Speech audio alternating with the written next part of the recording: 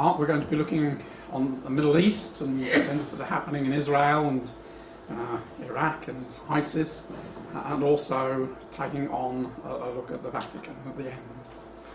So as I explained at the beginning, the reading that we took this morning with Daniel chapter 2, so let's reorientate our minds back to that reading. We'll be looking at Balaam's prophecy towards the end. So Daniel chapter 2 is a vision that we all know about, and its explanation of the succession of kingdoms that came through time, and we believe that we're in the last phase of that, the feet and toes. And we know how this vision that the king Nebuchadnezzar saw was mirrored by what God revealed to Daniel in Daniel chapter 7, where he saw similar things, but instead of metals changing in their value, decreasing in their value, he saw them as wild beasts. But in both those situations, both the two visions, as it were, it is clear that it belongs to the latter days. We didn't start reading early enough in Daniel chapter 2, but the key verse when Daniel stands before the king, he says to the king, what's been revealed in this dream is what shall be in the latter days. So however we understand the succession of empires, there is a sense in which what the king saw belongs to our day, because we live in the latter days, and therefore has yet to be fulfilled. And Daniel chapter 7 is exactly the same, because as we read through Daniel chapter 7, when it comes to the judgments being given at the time of the fourth beast, it is clear that the other beasts are there. Fourth beast is destroyed, the other beasts have their dominion taken away. So even, as I say, though we can see, well, yes, a succession of empires, there is something latter day about both these visions. Now, we're not going to look at chapter 7, but just concentrate on Daniel chapter 2.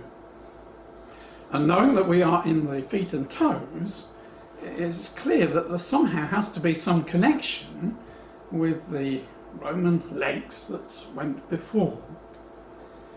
Now, when we comprehend that the image represents the kingdoms of men as they have been in defiance of the kingdom of God, and knowing that Israel was the kingdom of God, then we can see that all these previous nations have ruled over Israel.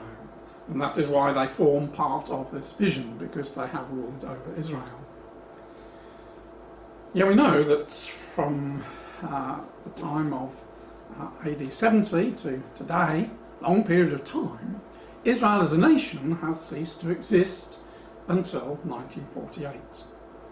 So it is now relevant, because the image has to do with the kingdoms of men in relation to the kingdom of God, the kingdom of Israel, that there would be a gap from Roman times to our times because there was no Israel. Now Israel is there, then we can see that there can be a fulfillment of these things and a forming of the feet and legs. Because what we know is that the nations are preparing once again to take control of Israel. We know from Ezekiel 38 and so many prophecies that the nations are going to come down upon God's people. They're going to destroy them as a nation. They're going to take possession of Jerusalem and impose their own government there. How long that will be? Might be a year or two. But when in their extremity the Jews cry out, then Christ and the saints come up from Sinai to deliver them.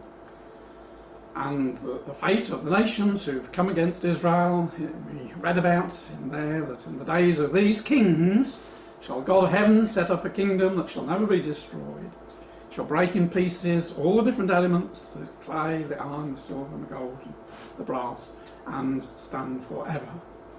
And that's our hope, isn't it, brothers and sisters, to be part of that little stone power with the Lord Jesus to take control of the nations. So we're at the stage where we see the forming of the feet of this image, which are of iron and clay. Now, iron speaks to us, there must be a revival of the Roman Empire in some form to be the iron in the feet, just as it was in the legs. We had an Eastern Roman Empire, we had a Western Roman Empire, two legs. In the same way, we're expecting a reforming of the nations, and we were seeing it in Russia, in Putin, and what he is trying to establish, the Third Rome, and to take possession of the Second Rome to be in Constantinople. And what is being planned in the West, what the Pope wants, what Germany wants, it is going back to the time of the Holy Roman Empire, where you had an emperor, Germanic emperor, and you had a pope, and the two ruled Western Europe. And what is interesting is that into this iron is mixed miry clay. This is a new element. This is what makes it different from that which has gone before. Now, clay speaks to us of Adam, he was formed out of the clay. It speaks to us of democracy, people power, and in fact Daniel says to the king that they shall mingle themselves with the seed of men. So, an explanation of what the clay was about. So it has to do with men, people power, democracy. Now, when we look at Russia today, when we look at Europe today, we do see this element of autocracy based upon the iron of Rome. Putin knows where he's going, but there is an elected Duma, there is a clay element, but they don't have much power. And when we look at the West, we can see, though they had elections this year, countries send their representatives to the EU Parliament. Parliament doesn't really hold the power, does it, in the EU? It's the unelected commissioners, the leaders, who hold the sway of just where everything is going to go. So we have the iron, but it is mixed with clay. But as Daniel was told, it's not a successful mixture. And interestingly, this could only apply to recent times, because it's only since World War I that people have had their opportunity to vote. It was only in 1918 that in this country men had the vote at 21, women had to be 30. And exactly in Russia, it was only in 1918 that there were people who were allowed to vote. So this element of clay is something which belongs to our day and generation, marks it out from before, when people didn't play their role, did they, in the rulership of the kingdoms. It was the emperors or the kings. So what we're expecting, as I say, is a kind of revival of things of the Roman Empire, of an emperor in the west and one in the east, and the churches playing their role. So, back in Roman times, the Caesar, the emperor, he was in charge of church and state, hence that two-headed eagle. Again, we see in Russia the element of the church playing an important role, very much based upon the Orthodox Church which sprang out of the Greek Orthodox Church of the Eastern Roman Empire. What we're beginning to see in the West is a similar situation. The popes have been working very hard, and as we shall see, that Francis is going a fortnight's time to address the European Parliament.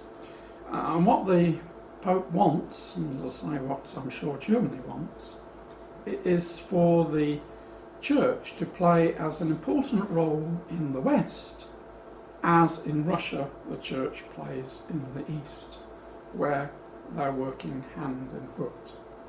And when that time comes, then we will have 2 feet, an eastern foot and a western foot. What we're witnessing at the moment with the things that are happening in Georgia and Ukraine and all the countries around there is the shaking of the nations into their appropriate foot.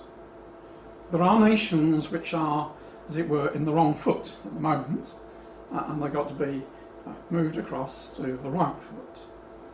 Now, we can only take our guidance from how it was divided in olden times.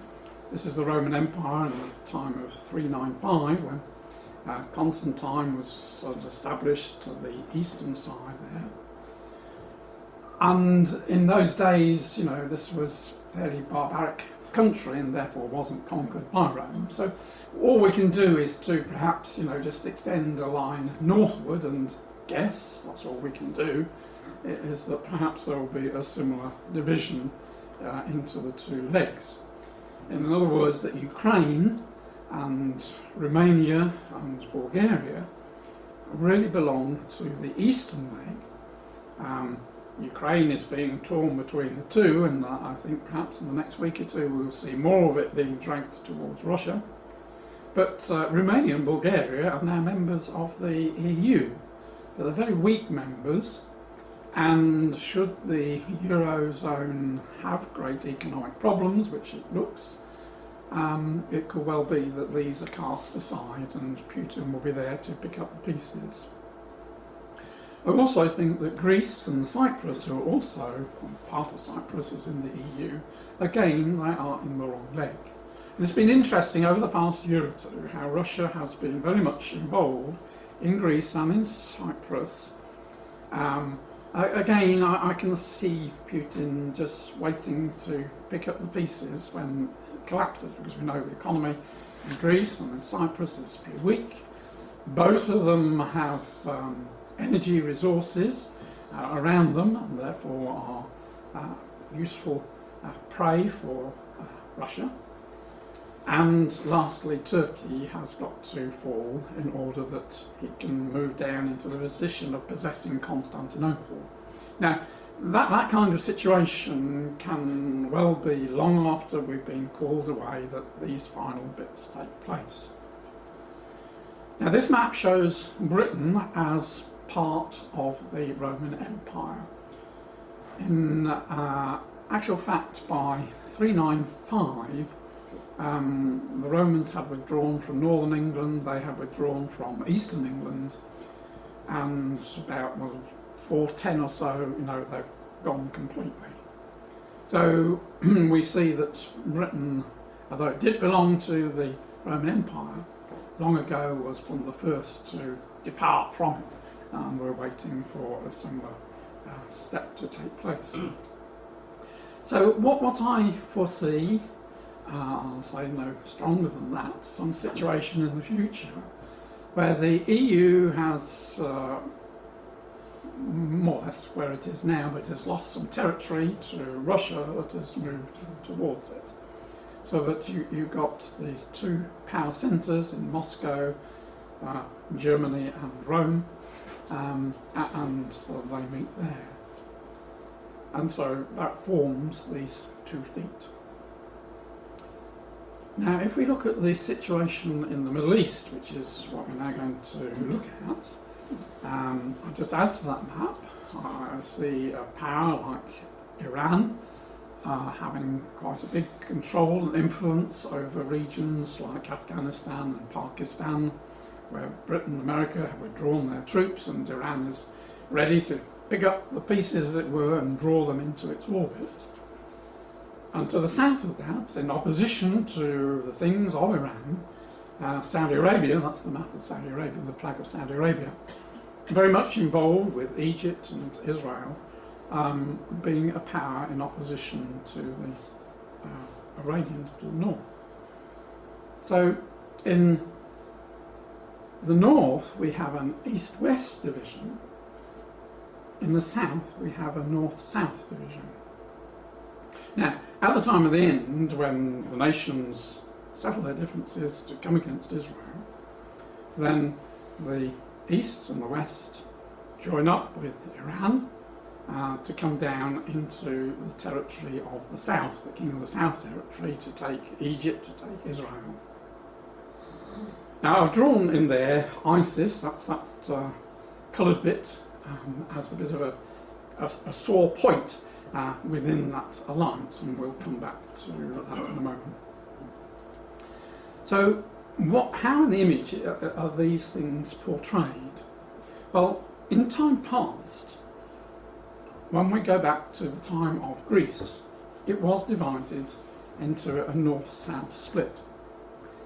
Now it's interesting, as we go through the prophecies of Daniel, there are references to not only iron being important, stretching right through to the latter days, but also brass. We have the tree in Daniel chapter 4, doesn't want to come up, banded with its iron and brass. And I believe that that is the containing of the power of Babylon through the Roman Catholic and the Greek Orthodox churches, being banded in order that the church might flourish, the tree might flourish in the latter days.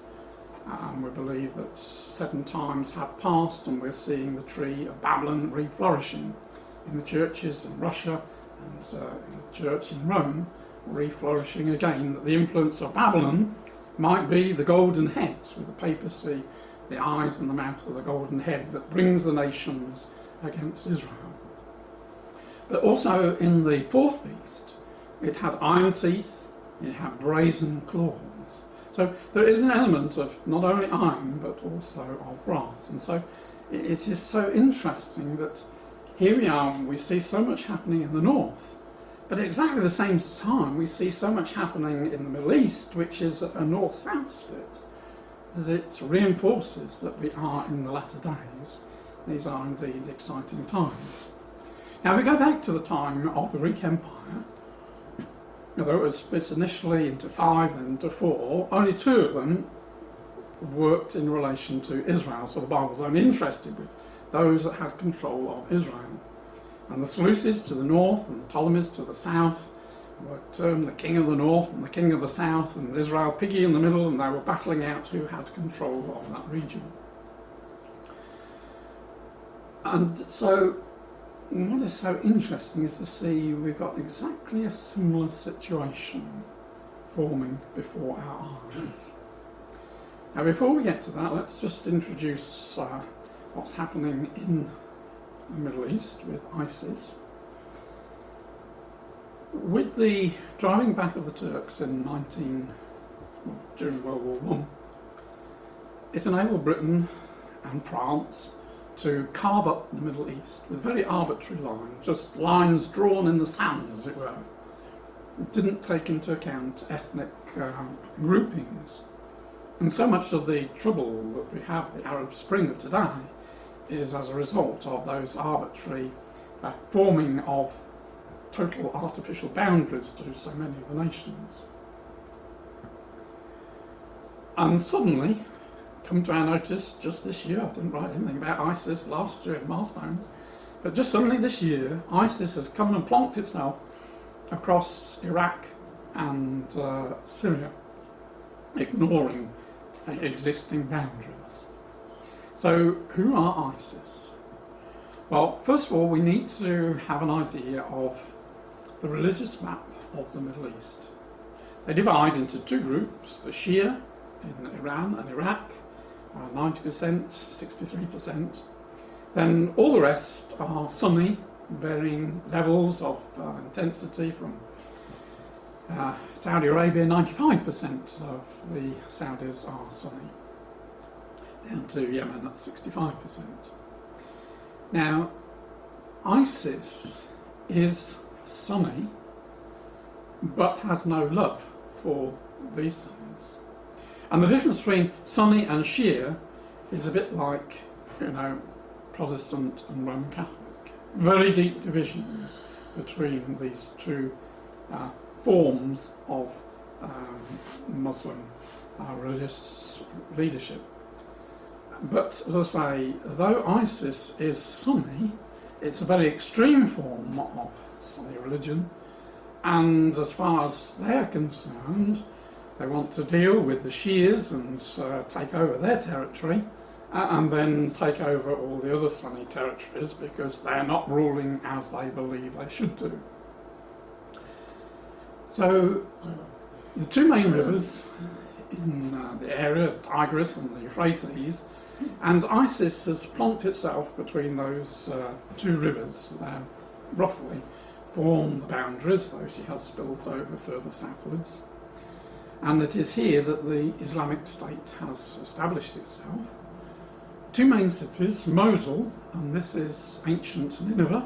If you go into Google Earth and see the map, you'll see a little square, or not a little square, big square, which are the ruins of Nineveh. So Mosul is ancient Nineveh, where of course the Assyrian Empire was based. But at the moment their headquarters is at Raqqa. And again, that is an interesting city. It's changed its name. It was founded way back about 300 BC. And it was the great-great-grandfather of Antiochus Epiphanes. That was the one that came and desecrated the temple. His great-great-grandfather founded the city, called it after his name, so its name has been changed. And interestingly, he and Antiochus Epiphanes feature in Daniel chapter 11 in that history, unfolding history from Daniel's time onwards. Not that I'm saying that ISIS is the king of the north, but this was king of the north, did found Raqqa in those days. The king of the north is going to be Gog, not the Arabs. So our question is, are they here to stay? Or are they like the Muslim Brotherhood, which up to middle of last year we thought was there to stay? But suddenly, with the change in Egypt of the president and the routing of the Muslim Brotherhood from Egypt and isolating it in Gaza, it has changed the picture quite dramatically. And so Muslim Brotherhood seemed so permanent, so strong, has virtually lost all its power. Is that the fate for ISIS? Well, we shall see. I think it will have a role to play. Now, ISIS, the Islamic State in Iraq and Syria, or also known as ISIL, Levant covers the same region there, or now they refer themselves to the IS, Islamic State, which is very difficult to say, just is. So I'll carry on calling it ISIS, which we're all used to. So as I say, it is Sunni Muslim. It was set up by Al-Qaeda back in 2004 when the Allies were trying to get rid of Saddam Hussein. Al-Qaeda set up ISIS as a means of supporting Saddam Hussein, who also was a Sunni Muslim. So there was the kinship of religion between Saddam Hussein and ISIS. So Saddam Hussein was Sunni Muslim in a Shiite country, because Iraq was Shiite. That's why he had to use such brutal methods to retain control. Now the flag, which has appeared all over the Middle East, even on the so-called West Bank in Israel, is an Islamic flag. The top line there is no God but God, Allah, and in the coin, as it were, Muhammad is the messenger of God, of Allah. And that is their shahada, their declaration of faith. There is no God but Allah, and Muhammad is the messenger of Allah. And in his name, it is a religious organisation, and they're going forth conquering in the name of the Muhammad, the Prophet. Now, they have gone from strength to strength. Just a week ago, we heard that Al-Qaeda, which had set them up, but had fallen out with them in 2013, had now rejoined up with them, which as I say is presenting a lot of problems to America, because they're not only fighting ISIS, they're fighting Al-Qaeda. Instead of fighting against each other as they were for the past few months, they're now cooperating together.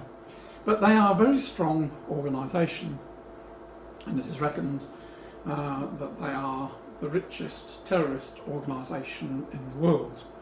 And they get their money from robbing banks. When they went into Mosul, they laid their hands on $1.5 billion just lying in the banks. They also get a lot of money every month from looting archaeological sites, because the whole territory is full of archaeological sites, and they have no interest in that history, so they're quite happy to sell whatever finds there are on the black market. And it's reckoned that brings them in 40 million a month just from plundering those sites.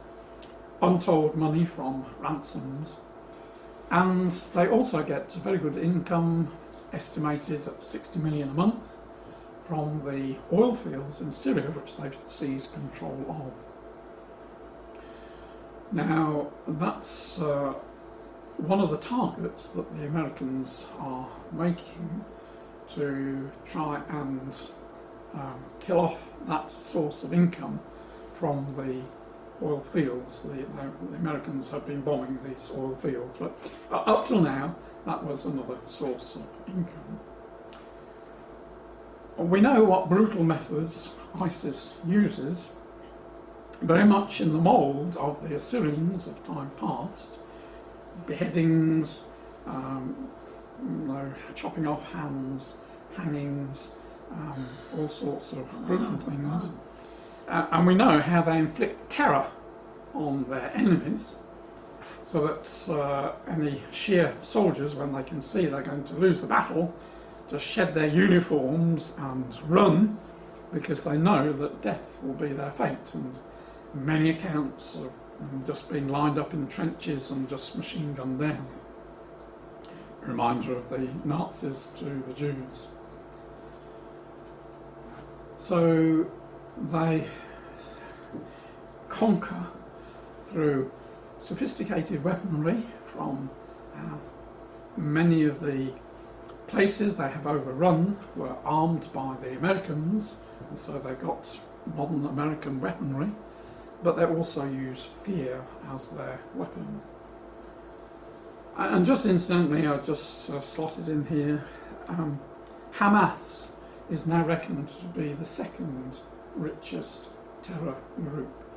There was an interesting article, Forbes in Israel, it was in Hebrew, but the Israel 24 picked it up and gave a table, and there was ISIS at the top, but number 2 was Hamas. The amount of money that they get from taxing heavily the goods which come in and out of Gaza, the taxes which they apply on the Gaza people, but also their hand is in the pot of all the money that the nations give, and it's reckoned they're worth $2 billion. Hamas. At the moment, America and her allies are trying to destroy ISIS.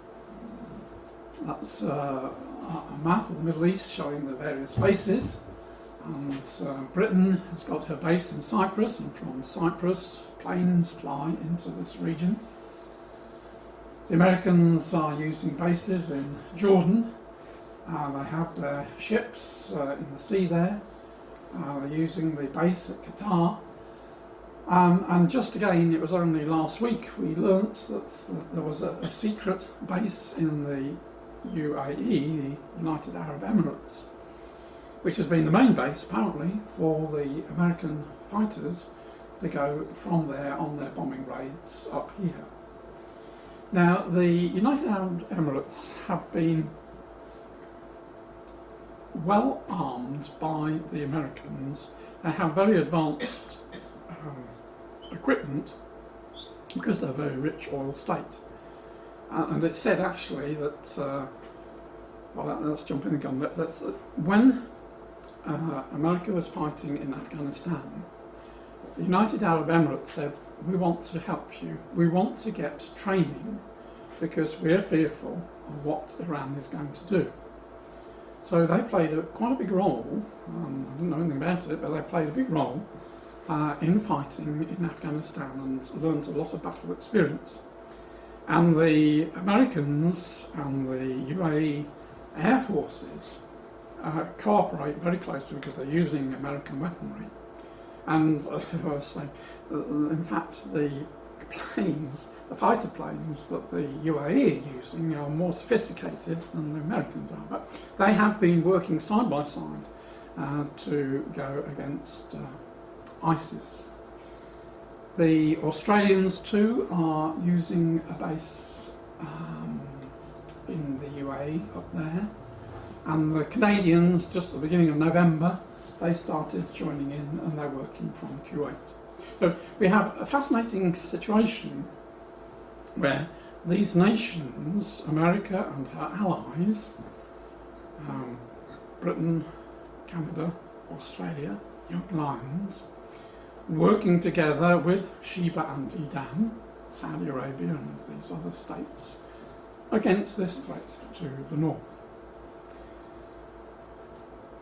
Israel has been supplying intelligence information to them because she has her spy satellites and is very concerned about what is happening in Iran. It's quite easy for her to just shift course a little bit and spy with great resolution. She can, see even the smallest footprint on the ground from her satellites. And she's been passing information to help them to locate where ISIS is. And this is all part of quite a significant shift on the attitude of these southern Arab nations to Israel in the past few years.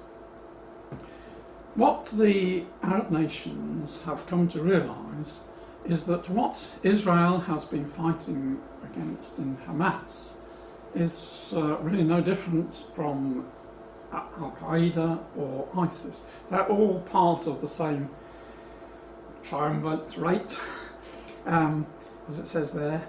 They all have the same aim. They're all using religion as their basis and want to establish an Islamic caliphate and the world to be run on Islamic lines. And as I say, the Arab nations have come to realise that this fact that Israel and the Palestinians isn't the cause of all the problems in the Middle East. Far from it. It's their own countrymen, their own Arab nations that are causing these problems. And Netanyahu went to the United Nations at the end of September. Fascinating speech, worth reading the whole lot of it. This is just a tiny extract from it. But he was pointing to the great change that has taken place. I believe we have a historic opportunity. Leading states in the Arab world increasingly recognise that we and they face many of the same dangers: a nuclear-armed Iran and militant Islamist. Our challenge is to transform these common interests to create a productive partnership, one that will build a more secure, peaceful and prosperous Middle East. Together we can strengthen regional security. I believe peace can be realised with the active involvement of Arab countries, those that are willing to provide political, material and other indispensable support. And he has seen that there has been quite a shift, and Israel has been working with many of these Arab countries behind the scenes because they share this common enemy. And what the Arabs are seeing is that America, until just now, has been quite reluctant to go back into that region. In fact, when there was the overthrow of Sisi in Egypt, no, Sisi's the new one, so mine's gone blank, but there was a revolution a year ago. And the Americans were horrified because they were supporting Muslim Brotherhood, whereas al-Sisi is against them and has been battling to eradicate the Muslim Brotherhood. And America stopped her aid to Egypt, and the Arab nations, Saudi Arabia and the UAE, had to prop up Egypt. And as I say, it all becomes part of a movement of nations recognising that their true enemy is Iran and now ISIS, and that if America's not going to be there to help them, well, the only one that really can help them is Israel. And so, as far as the leaders of these countries are concerned, they recognise that they've got to work with Israel rather than against Israel. And again, I'm not going to read these headlines, but these are just some of the headlines of the changes, step-by-step changes just this year. And now Israel has got her supply of gas from Tamar. She has decided that the way to use it is to reinforce her friendships with the local Arab nations. She just made an agreement with Jordan to supply gas to Jordan. She's in advanced stages of doing the same, making an agreement with Egypt to supply gas to Egypt, so that she anchors herself in the Middle East. And that last one, the water swapping, what Jordan is doing with Israeli help is to build a desalination plant down in the south of Jordan. And what the agreement that Israel and the Palestinians and Jordan have made is that when that comes on stream, then Israel will buy water from that desalination plant for use in the south of the country, instead of shipping it all the way down from Galilee, which is very expensive. And in return, she will supply water from Galilee to supply North Jordan, because again it's expensive for Jordan to send that water all the way up the country up to the north. So it's a win-win situation for these nations. And so quietly they are working together. And as I say, that they have this perception: our common enemy is Iran, is ISIS. Israel is our friend. Now Saudi Arabia is the driving force at the moment in the region. These are the 6 nations which make up the Gulf Cooperation Council, and they're keen to enlarge that. They're in talks with Jordan to bring Jordan into that confederation. What they're planning to do, incidentally, is to set up their own army. Just as we've got the EU, nations banding together to have common things. We didn't mention it, but Russia is doing exactly the same thing. She's trying to bring nations together into an equivalent of an EU, the Eurasian Confederation. So down here, they're seeing the wisdom, just as Joel said, let the weak nations say we're strong. Well, how do weak nations say they're strong? By banding together. And so Saudi Arabia is trying to build up a regional confederation of nations down in the south here. And Jordan would be an important member. Egypt too, as we said, Saudi and the United Arab Emirates have been putting a lot of money into Egypt. They realise that she is a strategic ally and want her to be part of this. And this is being reinforced now that Obama had disastrous midterm election results. It's clear that he's not going to have the power that he had in the past. He won't be able to get things passed like he used to. He'll have to follow a different agenda. And so these nations, as I say, are wary that America's interest might fade. We've got to defend ourselves. And they were planning to have their own army drawn from the various Gulf states, 100,000 strong by next year. Well, they've had to moderate that. They're talking about having a joint army of 30,000. The Israel, as I say, they are working with, and it is quite interesting, the references we have, just little snippets here and there, how Israel does go, their foreign ministers goes to these countries incognito. Just last week, the Israeli security people flew into Cairo, and at the airport had a high-level meeting with the Egyptian security people. This is going on behind the scenes. The last element is Yemen, and that is a problem one at the moment. Several years ago, Yemen was scheduled to join the Gulf Cooperation Council 2015, but at the moment the rebels driven by Iran have got quite a large grip on Yemen, much to Saudi Arabia's worry, because she shares this long border with Yemen. And of course, whoever holds Yemen has control of the narrow strip of water which leads up to the Red Sea, which is very important to Saudi Arabia.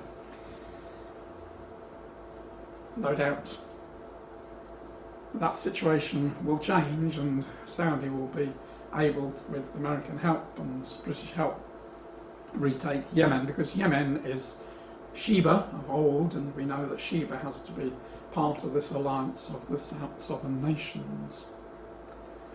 But what is so remarkable, brothers and sisters, looking back, is how God, through Ezekiel, described this latter-day confederation of nations, and described it as Sheba and Dedan, the merchants of Tarshish, and all the young lions will be opposed to Gog and the other nations when they come down against Israel. Now, we would have said, Ezekiel's got the order wrong. If we were writing, 10 years ago, we'd say, well, surely it's the young lions, merchants of Tarshish, well, perhaps Sheba and Dedan, but I can't really see how Sheba and Dedan would be opposed to Israel and Egypt being besieged, taken by Gog. But you see, things change, don't they? Situations change. The angels have been working so hard. And so we can see that this order is correct. It will be the Arab nations who are protesting most at this invasion. And the merchants of Tarshish, Britain, we believe that as America gets more distracted, that Britain, pushed out of the EU, will become increasingly involved. And we say today Britain does play a big role in the Middle East, and all the young lions. With the passage of time, we can see just how accurate that scriptural passage is, how carefully the Word of God is written. So, just another word about ISIS, just coming back to ISIS. There has been in our community quite a lot of jumping up and down and saying, well, we've got it all wrong, but the beast are the Arabs. And ISIS here is a power that is fighting in the name of Arabs. ISIS is the beast. This is the beast of Revelation 13, whose number adds up to 666, and Muhammad's name adds up to 666. Well, Muhammad's name doesn't add up to 666, it only adds up to 92.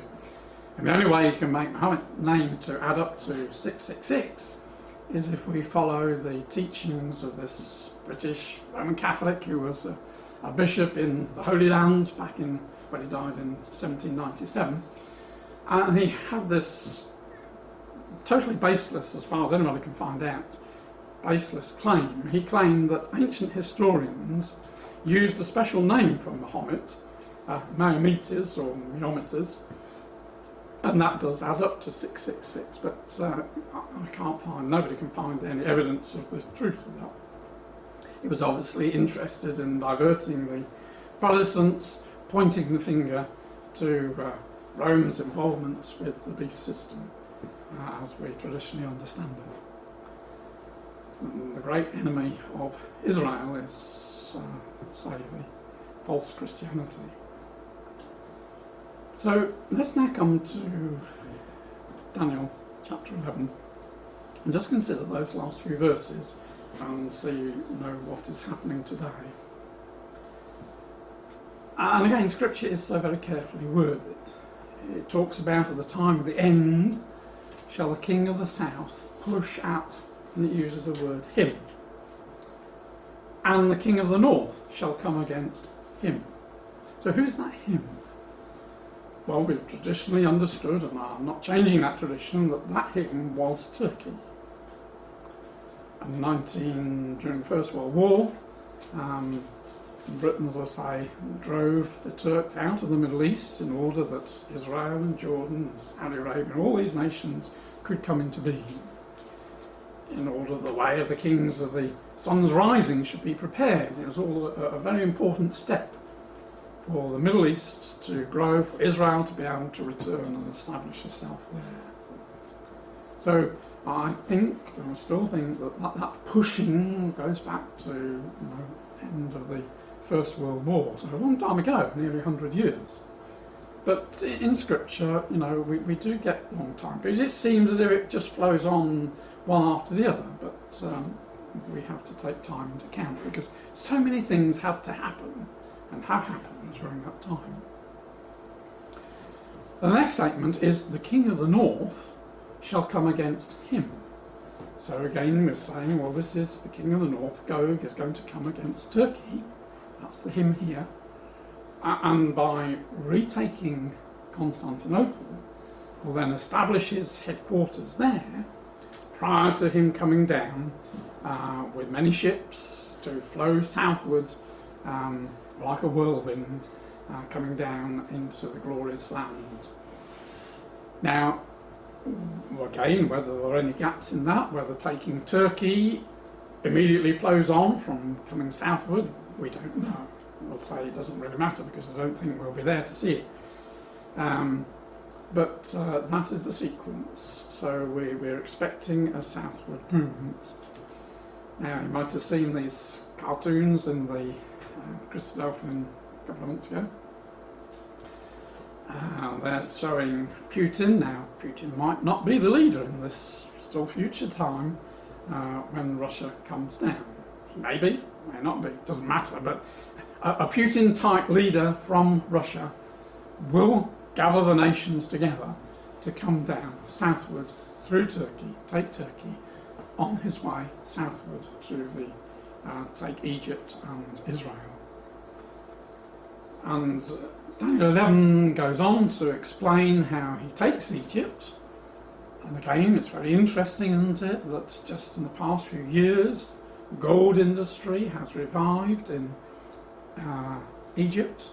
The Australian firm Centamin is very busy mining the ancient gold mines that existed back in the time of the pharaohs. So silver and gold are things which are treasures that Egypt has. And the Libyans and the Ethiopians are with him, so agreeing with Ezekiel 38. And then tidings trouble him, and he then comes back upwards into the land of Israel, plants his palace, establishes his headquarters in Jerusalem between the Dead Sea and the Mediterranean, but he comes to his end. And so that second cartoon shows him in Egypt. I would have drawn the foot of his flag up more on Jerusalem. It's a little bit, it's in Tel Aviv at the moment, I think, there, but never mind. And there it is showing these southern powers in opposition to what is going on. Now, there's always been a puzzle, and it's how to fit in that prophecy that we read by way of introduction. So, Numbers chapter 24. Earlier in the chapter, we didn't read the verse, but I just put it on there. End of verse 7 is he's giving this clear end-time prophecy when Israel's king shall be higher than Agag, and his kingdom, Israel's kingdom, shall be exalted. And I'm sure we're all aware that in the Septuagint version, instead of Agag, it has the word Gog. Agag was the name, just like Pharaoh, but Agag was the name given to the head of the Amalekites. We know how at the time of the Exodus, the Amalekites wanted to destroy Israel, attacked Israel, didn't they, and were defeated. And so the Amalekites stand as a figure of those nations who oppose Israel. And so Septuagint Gog, yeah, we can see that's exactly what Gog will be doing, banding nations together to take control of Israel. The image standing on its 2 feet in order to have dominion over Israel. But as we're told here that Balaam was telling Balak of things that will happen in the latter days. And so he comes to look at this parable of Amalek. Though he was a great nation, yet is going to perish forever. And we know that is the fate of those nations that come against Israel. They are to perish. But he has this enigmatic statement right at the end, verse 24. Ships shall come from the coast of Kittim, shall afflict Asher, shall afflict Eber, and he also shall perish forever. And so somehow Kittim, Asher or Assyria, and Eber, I think Israel, are somehow all involved in this end time. Which, to my mind, points to the fact that an ISIS power has to exist at the time of the end that isn't friendly to Iran, isn't friendly to Russia, and therefore needs taking. If we just back this, we imagine the ships coming forth, taking Turkey, if Turkey is not already in their possession, coming forth, and eventually they've got to take Kittim, Cyprus, because this is where the British have their bases. And if we're going to conquer the Middle East, which is what the purpose is, then you've got to take that base. You've got to deal with that before you advance any further. So it makes sense, yes, it comes with many ships. Kittim is taken. This is perhaps when the ships of Tarshish are broken. And then he advances, in the order that we have there, to deal with Asher, with Syria, between the two rivers where ISIS is at the moment. So that could well indicate, and I'm going to say it no stronger than that this ISIS power does remain there, a thorn in the side of Iran, because we know Iran's on the side of Gog, Syria's on the side of Gog, but there must be an Asher power that needs to be taken before we can advance further southward. So it does point to the fact that just at this time we're seeing this power there, and maybe it will remain there. And then they come down into Egypt by ships, by land, and then go back up to take secure Israel. And I believe Israel is, we understand, Eber, the one who has crossed over. Israel is on the other side. In our readings in Ezra and Nehemiah, it keeps on talking about the people on the other side of the river representing Israel. Eber and Hebrew are very closely related.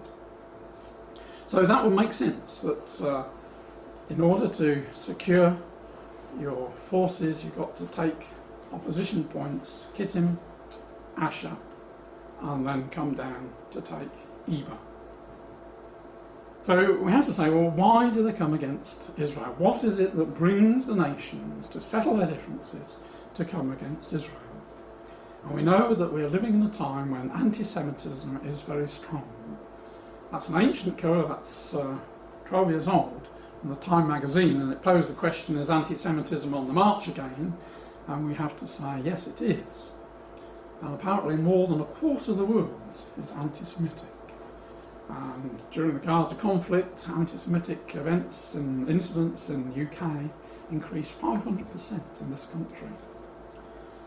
And there was this fascinating article, is there a future for Jews in Europe?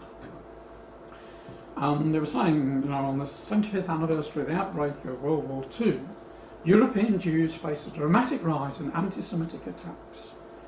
Jews hide their identity and talk of worst time since the Nazi era. Is the rising hatred a temporary spike or a terrifying trend? Well, we can tell them it's a terrifying trend.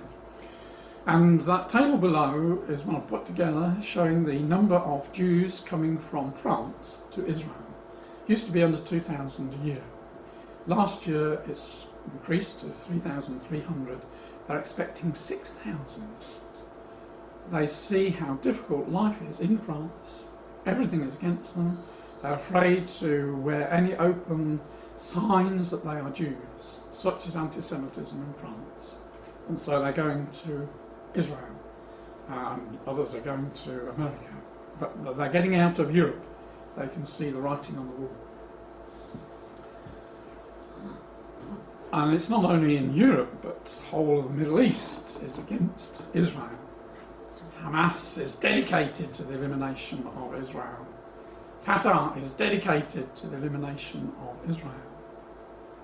And Hamas had another go to destroy Israel. I'm not going to go into the detail of it, time's running away, but we know how that 40,000 rockets were fired at Israel. And the word that is banded around that it was disproportionate. There were only 72 Israeli deaths, whereas there were over 2,000 Palestinian deaths. Obviously, Israel is using disproportionate force, they say. We know that the ceasefire is holding. Interestingly, the rebuilding of Gaza, which Israel is quite happy for them to do, but the nations can't agree as to how we exclude aid going to Hamas, because Hamas has made it quite clear that they will suck in those supplies to carry on building terrorist tunnels and that. So somehow Hamas has got to be disarmed before anything will happen. So one feels great sympathy for the poor ordinary Gazan people who are caught up in it with a winter coming and no shelter. But the actual reality is quite different. This disproportion, only 72 deaths. We know how the Israelis used the Iron Dome to destroy any of the missiles which were going to land on settlements. They also built shelters and had warning signals so that their people could flee to safety. Whereas Hamas did the reverse. They refused when Israel gave warning signals to the people in Gaza that they were going to bomb the building. The Hamas wouldn't let them flee because they wanted civilian casualties. This is what they thrived on. So this 2,200 deaths, the Israelis have analysed the names. They haven't succeeded in doing all the names, but they've come to the conclusion that this includes not only natural deaths, and when you've got a population of several million, you're going to get about 400 natural deaths anyway. But any dead body is all included, lumped in these casualty figures. There were a lot of Gazan people died through the Hamas rockets which fell short. I know there was one day when they estimated that 25% of the rockets failed to get over the border, fell into their own countryside. And of course, because Hamas controlled the media, nobody was allowed to report on that. It also included deaths from when Israel bombed where the militants were, because they had stored their weapons underneath, and of course the whole lot goes up. Well, that, yes, it did inflict other casualties. It also included people who were cold-bloodedly executed by Hamas, people who had built the tunnels, who Hamas was so afraid of them informing the Israelis where the tunnels were. So having constructed the tunnel, many of them were shot. Many children were used building the tunnels. Many children died, but not in the war. But during the time of conflict, it's estimated 150 of people were just killed by Hamas. So all those deaths were all lumped together. And I'll say Israeli deaths would have been much higher if they hadn't taken precautions. But the interesting analysis, and this is the punchline, is that 79% of the names of the people that died are males, aged mainly between 16 and 35. So that puts a lie that this was indiscriminate killing, because you'd have equal numbers of males and females, and because of the nature of the population of the Gazans, there's a lot of children, because there's been a population boom. You would expect most of the deaths to be of younger age. It was those of militant age, males, that died. Because you see, Hamas claims it doesn't have an army. Therefore, all the members that fight for it, but not in their army, but fight for it are civilians. So they are all lumped in as civilians, whereas Israel has shown that the majority were militants. And so Israel achieved certainly what America is not achieving against ISIS, a lot of civilian casualties there. Israel took an extraordinary care to keep civilian casualties to the minimum. And she succeeded in destroying 2/3 of the Hamas rockets and 32 of these tunnels. Now, it's now emerged what these tunnels really were for. Hamas triggered this war prematurely. What they had been planning, they had built all these tunnels going, some of them, up to 2 miles underground underneath the settlements of Israel. And underneath where they knew the kibbutz were and where the kindergartens were, where the tunnel was enlarged to store explosives. And the idea was, what they intended to do was, during the holiday period in the middle of September, was to pack all these with explosives, blow up the kindergartens when the children were there. Hamas terrorists come out of tunnels, kill as many as they could, and then disappear down other tunnels and back again, taking captives with them. So that wasn't in God's purpose. There could have been a horrendous bloodbath, but it was saved because of the triggering of the war prematurely and Israel discovering all these tunnels. And yet Israel is expected to negotiate with people who want to see their elimination, and the Americans just cannot see it. Fortunately, the other Arab nations can, because they hate Hamas, Muslim Brotherhood, because they know what type of people they are. So they have a sympathy with Israel. So Israel's greatest enemy, not the Arab nations, but it is false Christianity. We go back in time, and when Herzl went to the Pope to ask permission to set up a homeland, he had a very short answer. It's not possible, we can't do it, we can't support Zionism. And they have opposed the establishment of Israel ever since. And they have been working very closely with the Arab nations in the hope that they can defeat Israel via the Arabs. And when Arafat died, there was a little piece I had worked out. He'd visited 9 times, or apparently 10 times he had visited the Pope. Twice was in Israel, 8 times to the Vatican. Now, there's no other world leader, as far as I'm aware, that has come anywhere near that number of visits to the Pope. And one has to say, well, why was the Pope John Paul II working so closely with Arafat? It was because, although they were totally opposed in their ideas, they had a common enemy, Israel. And by working with them, they hoped that the Arabs would be able to destroy Israel. Hasn't succeeded. And it was only in 1993, remember Israel established in 1948, it's only in 1993 that the Vatican agreed to recognise Israel. And the following year it recognised a Palestinian state, which still doesn't exist, but it's recognised their claim to statehood. And she's still pushing that Jerusalem should be internationalised, in other words, not controlled by the Jews. Now, it was very interesting, when the Pope was in Israel back in May time, when he was at Bethlehem, he stood in front of this mural to deliver his speech at Bethlehem. Now, admittedly, he hadn't authorised the painting to be done, but I saw no word of outcry at the way that the Palestinians had removed Israel totally from the story of the birth of the Lord Jesus Christ. Not only do we have the blasphemy of 3 popes visiting Jesus and monks and nuns on this other side, but when you look at Joseph and you look at baby Jesus, then they're dressed in the kaffias that is distinctly Palestinian. Oops, sorry, pressed too much. Arafat made that his key mark, didn't he?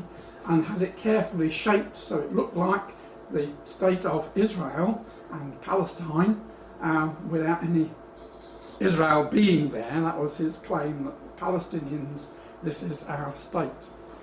And so here was the Pope standing in front of this picture of Jesus, a Palestinian. At Christmas time, Jesus is a Palestinian. Joseph is a Palestinian. And so you have to come to the conclusion that it was the Arabs that put Jesus to death. But I've never heard them admit that. But very interestingly, every year they have this celebration of Mary, Queen of Palestine, at what we know as Beth Shemesh, dear Arafat. And if you had received your invitation to this gathering on October the 26th, this was from the Latin Patriarch of Jerusalem to celebrate the solemnity of the Virgin Mary, Queen of Palestine. Please come along to this Mass. So the Pope repeatedly supports a Palestinian state, supports the Arabs, and Abbas is still determined that the Jews won't have any role in any future state that they have. It will have to be Jew-free. It's fine for Arabs to be in Israeli territories, but if the Palestinians set up a state, there are to be no Jews there.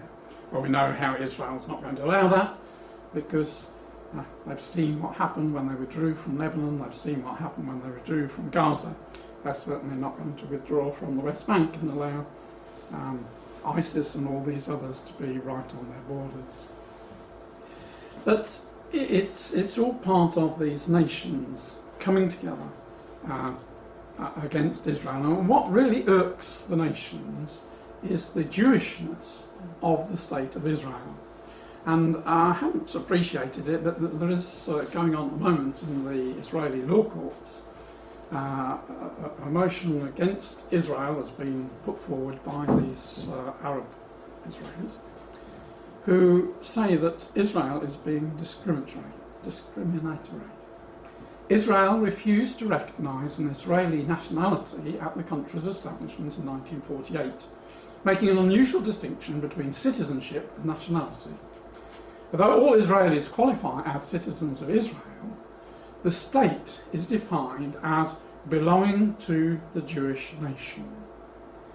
So it is a state which has been set up for Jews. Now, it's fine for the Muslims to set up their states and have Sharia law and that, and everybody has to obey that. But it's a totally different matter when Israel says, well, this is a Jewish state, we're going to run it along Jewish lines and have Shabbat and all the rest of it. So it's interesting that on the Israeli passports you're either a Jew or you're stamped an Arab, you're not an Israeli.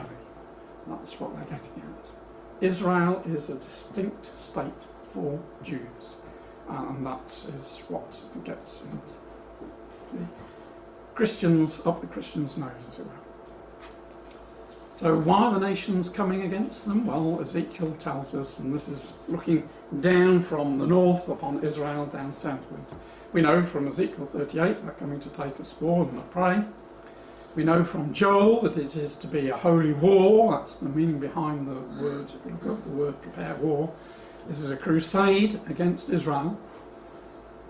But I think there is a third element, which is the persecution of the Christians. Israel is the only state where the Christians aren't persecuted.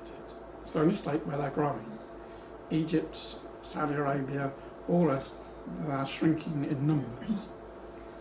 And it could well be that when the Lord Jesus has come back and Elijah the prophet is sent to bring about a work of reformation in Israel, that you can imagine the Jewish settlers fired up by this revival in religious things, looking at the churches and mosques in their country and saying, well, these are idols, they should be shot.